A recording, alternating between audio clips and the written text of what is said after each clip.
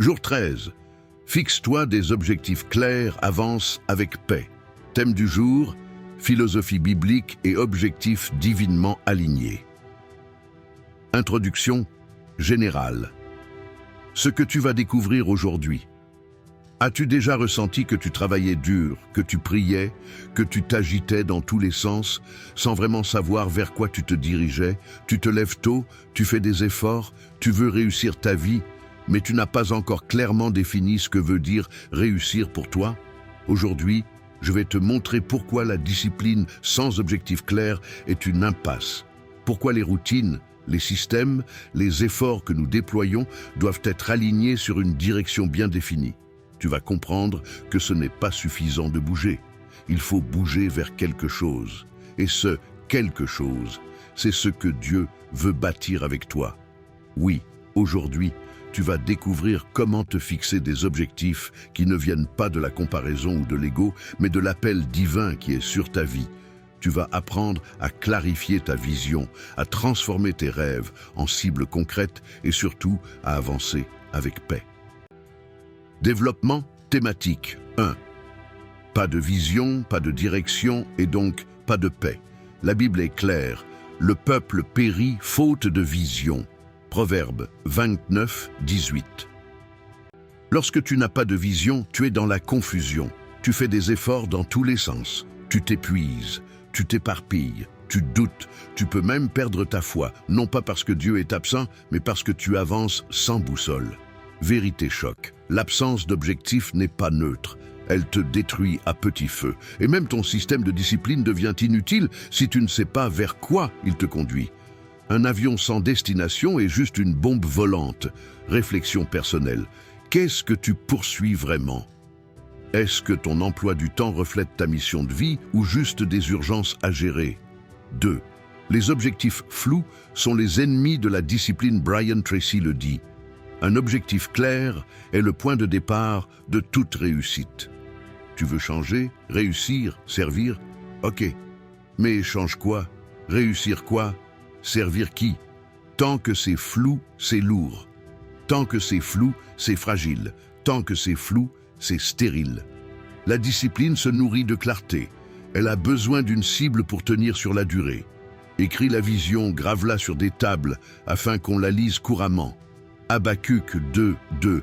Autrement dit, formalise, clarifie, assume ta direction. Exemple, Martin Luther King n'a pas dit « j'ai quelques idées vagues ». Il a dit « I have a dream ». Et ce rêve était précis, incarné, détaillé. 3. Des objectifs alignés avec ta vocation, pas ton ego. Beaucoup de gens échouent non parce qu'ils ne sont pas motivés, mais parce qu'ils poursuivent des choses qui ne leur correspondent pas. Leurs objectifs viennent de la pression familiale, de la comparaison avec les autres, de la culture du succès Instagram. Mais un objectif qui n'est pas enraciné dans ta vocation divine ne tiendra jamais dans la durée. Je connais les projets que j'ai formés sur vous, dit l'Éternel, projets de paix et non de malheur, afin de vous donner un avenir et de l'espérance. Jérémie 29, 11. Vérité choc, tu ne peux pas courir la course de quelqu'un d'autre et espérer gagner ta couronne.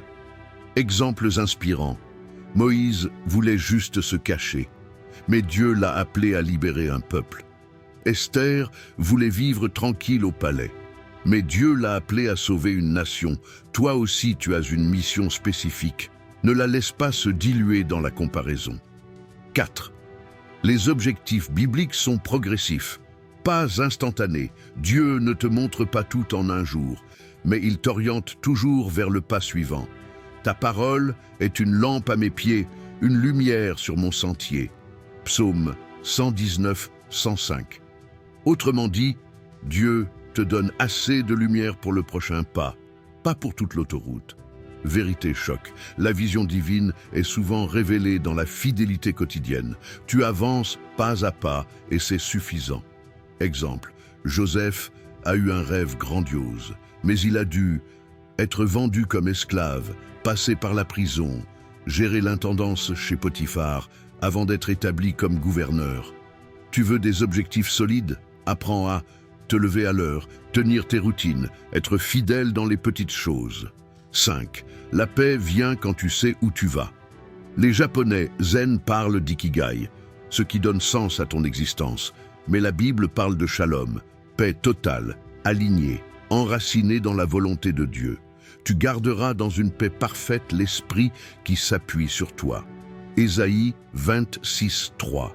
Lorsque ton objectif vient de Dieu, tu ne cours plus dans tous les sens, tu ne vis plus dans le stress, tu marches, tu avances, tu construis, avec paix. Exemple, Jésus savait pourquoi il était là. Il disait « Je suis venu pour faire la volonté de celui qui m'a envoyé ». Même à Gethsémani, face à l'angoisse, il était ancré. Son objectif était clair. Et toi, peux-tu dire pourquoi tu fais ce que tu fais? Takeaway, ce que tu dois retenir aujourd'hui.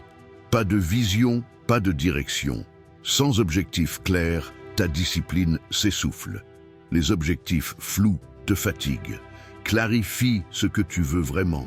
Aligne tes objectifs à ta vocation, pas à la mode. Cherche la volonté de Dieu. Écris tes buts. S'ils ne sont pas écrits, ils n'existent pas vraiment. Commence par des petits pas.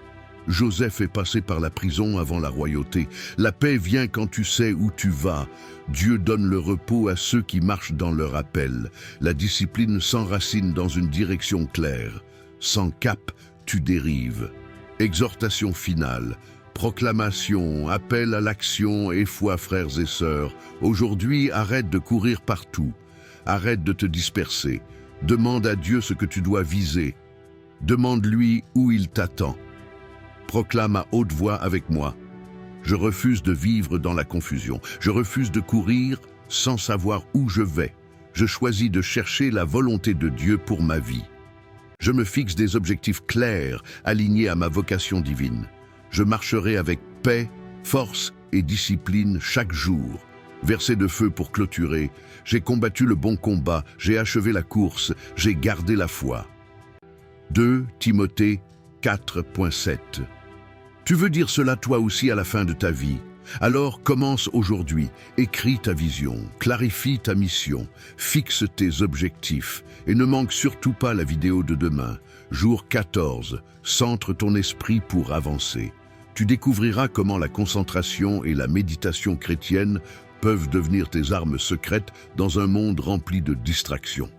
Frère Ange Guédénon, pour t'aider à marcher vers ta mission, un pas à la fois.